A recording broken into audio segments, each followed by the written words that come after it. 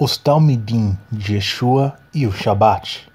No cristianismo, há uma visão equivocada de que, após a morte de Yeshua, os Talmidim, discípulos, deixaram de cumprir o preceito do Shabat.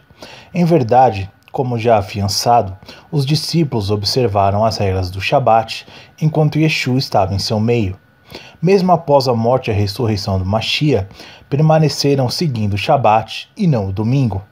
Logo após o sepultamento de Yeshua, as mulheres que o seguiam continuaram a guardar a norma sabática. E as mulheres que tinham vindo com ele da Galileia seguiram também e viram o sepulcro e como foi posto seu corpo.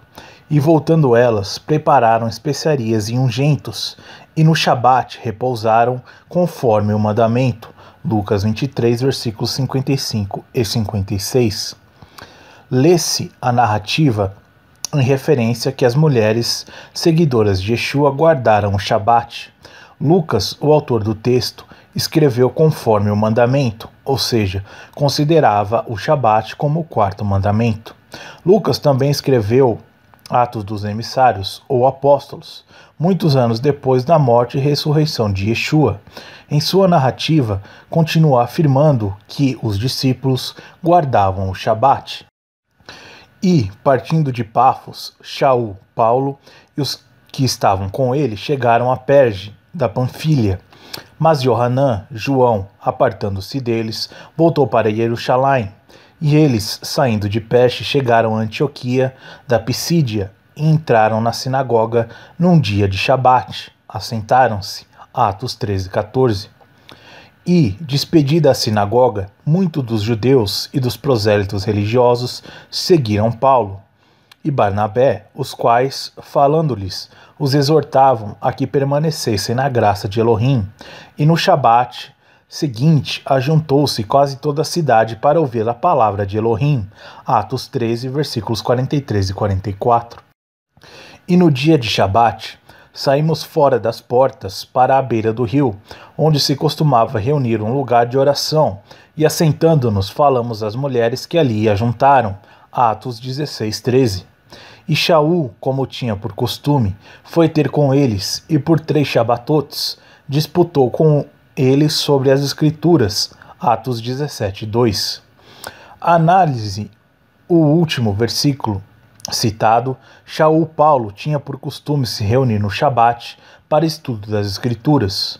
Shaul permaneceu em Corinto, pregando em todos os Shabatotes, pelo período de 1 ano e meio, isto é, por aproximadamente 78 sábados. Todo Shabat, Paulo debatia na sinagoga, onde tentava convencer judeus e gregos.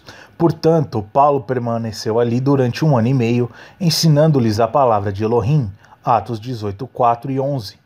Sabendo-se que a comunidade dos discípulos se reunia todos os dias, Atos 2, 46 e 5, 42, porém, como visto nos textos narrados, permanecia a guarda do Shabat. Em outras palavras, alguém pode estudar as Escrituras, orar e cantar ao Eterno ao longo de toda a semana, o que é plenamente louvável. Porém, isto não afasta o dever da observância do Shabat, o quarto mandamento. Em Atos 15, havia certos judeus radicais que achavam incorretamente que a circuncisão era condição para a salvação daqueles que crescem em Yeshua. Vocês não podem ser salvos a menos que se submetam à circuncisão de forma prescrita por Moisés. Atos 15, 1. Houve então um debate acerca do que fazer com os gentios que se uniram aos apóstolos, sendo certo que todos estes eram judeus. Percebe-se pela narrativa de Atos 15 que os gentios foram agregados aos emissários judeus e viviam em conjunto como um só corpo. Tiago, após argumentar que os gentios foram chamados pelo Eterno, afirmou: portanto, minha opinião é a de que não devemos pôr obstáculo no caminho dos gentios que estão se voltando para Elohim. Em vez disso, devemos escrever-lhes uma carta para informá-los do que se devem abster das coisas contaminadas por ídolos, da fornicação, do que foi estrangulado e do sangue. Porque desde os tempos antigos, Moisés é anunciado em todas as cidades e suas palavras são lidas nas sinagogas a cada Shabat. Atos 15, versículos 19 a 21. Ora, Tiago quis dizer que os gentios deveriam observar algumas regras mínimas, verso 20, para um relacionamento amistoso com os judeus, porém, aos poucos poderiam ir aprendendo novos mandamentos contidos nas Escrituras, uma vez que as palavras do Eterno são lidas nas sinagogas a cada Shabat. Note o relevante detalhe: os gentios iriam aprender sobre os mandamentos do Eterno, 1 nas sinagogas e 2 no Shabat.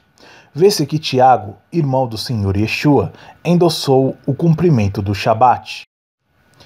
Enxerga-se ainda que, até então, o ensino das Escrituras era realizado nas sinagogas e não nas igrejas. Ensina o aramaicista e pesquisador Andrew Gabriel Roth que na comunidade de Atos os discípulos se reuniam nas sinagogas e observavam o Shabat. Posteriormente, houve a herética substituição do Shabat para o domingo, e a sinagoga, local por excelência de reunião dos discípulos de Yeshua, foi substituída pela igreja. Eis o comentário dele acerca de Atos 15. Os gentios convertidos estão observando o Shabat e aprendendo a Torá em um só corpo com os judeus. Pouco tempo depois, Marcião, chamado por Policarpo de primogênito de Satanás, constrói a primeira igreja gentílica para promover o cristo-paganismo. Marcião realizava os serviços de culto no domingo, que fundia a cultura de Zeus e projetava uma híbrida identidade de Gezeus em oposição a Machia, judeu. Aramaic, English New Testament, comentário sobre Atos 15, nota 143. Cumpre esclarecer que Policarpo, acima citado, foi discípulo de Yohanan. Por sua vez, Marcião, um dos fundadores da instituição Igreja, afirmava que existiam dois deuses no universo que lutavam entre si, um deus mau, que seria o deus dos judeus, que se manifestou no Antigo Testamento, e um deus bom, que apareceu aos homens no Novo Testamento. Marcião propôs um sistema divino dualista, incorporando em sua teologia o pensamento gnóstico.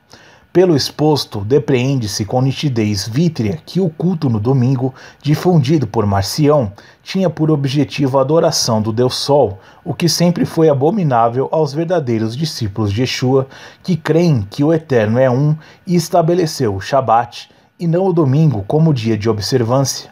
Eis a razão por que Policarpo, discípulo de Yohanan, chama Marcião de primogênito de Satanás.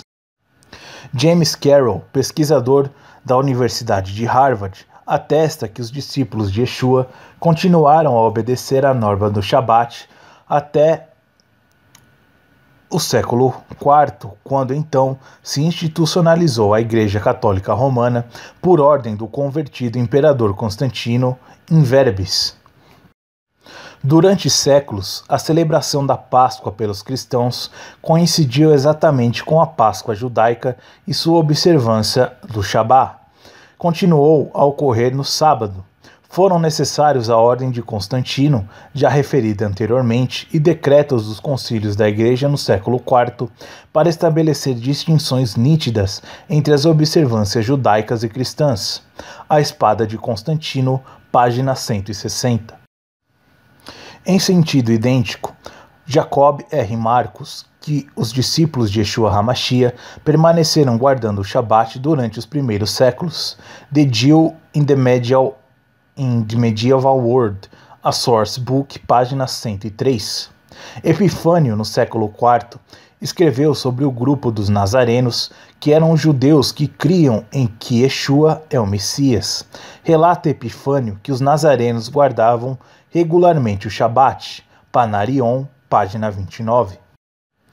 Infelizmente, hoje em dia, muitos cristãos continuam negando o Shabat instituído pelo Eterno, preferindo seguir o domingo em obediência à doutrina do primogênito de Satanás.